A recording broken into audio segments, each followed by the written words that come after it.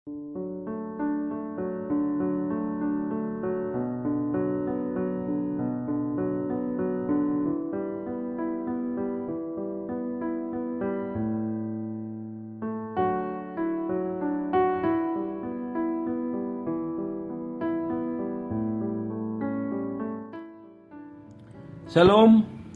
selamat pagi untuk kita semua. Semoga pagi ini kita dalam keadaan sehat dan semangat untuk melakukan aktivitas kita hari ini. Namun, sebelum memulai aktivitas, alangkah baiknya kita terlebih dahulu berserah diri kepada Tuhan melalui doa dan firman Tuhan hari ini. Kita berdoa. Kasih karunia dan damai sejahtera yang dari Allah Bapa, itulah kiranya yang menyertai hati saudara-saudari sekalian di dalam Kristus Yesus Tuhan kita. Amin. Saudara-saudari yang dikasihi oleh Tuhan kita Yesus Kristus, firman Tuhan yang menjadi ayat renungan kita hari ini, yang memberangkatkan kita untuk melakukan aktivitas kita hari ini, tertulis dalam Markus pasal yang ke-13 ayatnya yang ke-13. Beginilah firman Tuhan. Kamu akan dibenci semua orang oleh karena namaku, tetapi orang yang bertahan sampai pada kesudahannya, ia akan selamat. Demikian firman Tuhan.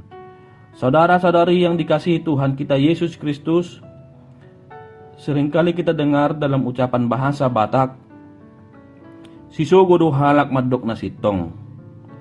Orang akan dibenci, orang akan tidak disukai ketika menyatakan yang benar. Ketika kita menyatakan yang benar, apakah kita bisa bertahan walaupun kita dibenci orang, walaupun kita tidak disukai oleh orang? Apakah kita bisa bertahan untuk menyatakan yang benar? Selama berada di dunia ini, perjalanan hidup orang Kristen tidak akan selalu berjalan dengan mulus. Sebab ada banyak tantangan, ada banyak rintangan yang selalu menghalangi langkah kita untuk melakukan yang benar di hadapan Tuhan.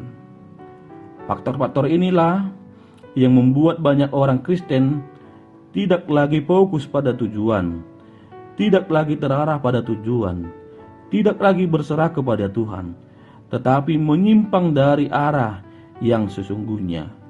Bahkan orang Kristen bisa terseret kepada arus dunia yang menyesatkan ketika dia tidak lagi berserah diri kepada Tuhan. Ketika persoalan, tantangan, pergumulan, penderitaan, cobaan hidup, sakit penyakit menimpa kehidupan kita, apakah kita bisa bertahan bersama dengan Tuhan?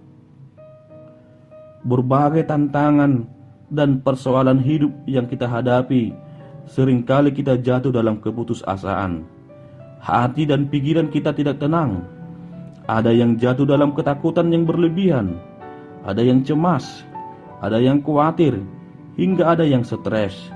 Karena stresnya dan takutnya, akhirnya mengambil jalan pintas untuk meminta pertolongan dan kekuatan yang ada di dunia ini, sehingga jalan keluar tidak ada lagi. Hilanglah pengharapan dan keselamatan yang dari Tuhan. Saudara-saudari yang terkasih, firman Tuhan hari ini, Tuhan Yesus telah memperingatkan murid-muridnya bahwa akan banyak kebencian yang akan datang dalam tugas pemberitaan Injil. Dan karena nama Tuhan Yesus, maka untuk menghadapinya hanya satu jalan, yaitu berjalan sampai pada kesudahannya. Tetap bertahan di dalam Dia. Tetap bertahan di dalam Dia artinya tetap kuat, tetap tekun, tetap teguh, dan tetap percaya, dan tetap berserah diri kepada Tuhan. Tetaplah mengandalkan Tuhan, sebab Dialah yang berkuasa dan menyelamatkan kehidupan kita. Segala pergumulan dalam hidup kita, seberat apapun penderitaan kita, Tuhan akan menyelamatkan kita. Tuhan akan menyertai kita, asalkan kita bertahan bersama dengan Tuhan. Sebab kita tidak dapat menghentikan kesulitan, pencobaan, penderitaan, persoalan, rasa penyakit, penganiayaan yang akan mengisi hidup kita di dunia ini, di zaman ini. Tetapi oleh karena pertolongan Tuhan, kita dapat melakukan apa yang bisa kita lakukan. Waspadalah, bertekunlah, tabahlah, dan tidak menjauh dari Tuhan. Itulah yang membuat kita bisa bertahan bersama dengan Tuhan. Kehidupan di dunia ini hanyalah sementara, tetapi kita harus bertahan meraih kehidupan yang kekal. Fokus kita hanyalah kepada Tuhan. Walaupun kita dibenci oleh orang untuk memberitakan yang benar, tetapi kita tetap bisa bertahan. Fokus kita hanya kepada Tuhan. Meskipun badai silih berganti, seolah-olah pertolongan Tuhan lambat, dan seolah-olah janjinya belum ditepati, bertahanlah, karena Tuhan pasti menolong kita ketika kita bertahan di dalam Tuhan. Orang yang mau hidupnya dipimpin oleh Tuhan akan mampu bertahan dan akan selamat. Tuhan memberkati kita. Amin. Kita berdoa. Sungguh kami bersyukur kepadamu Tuhan, atas penyertaan Tuhan di dalam kehidupan kami hingga pada saat ini. Tuhan masih memberikan napas kehidupan di dalam hidup kami hingga pada saat ini. Tuhan menyertai kami dari tidur malam kami hingga pada saat ini. Kami boleh merasakan sukacitamu. Kami boleh merasakan hari yang indah yang Tuhan berikan di dalam kehidupan kami.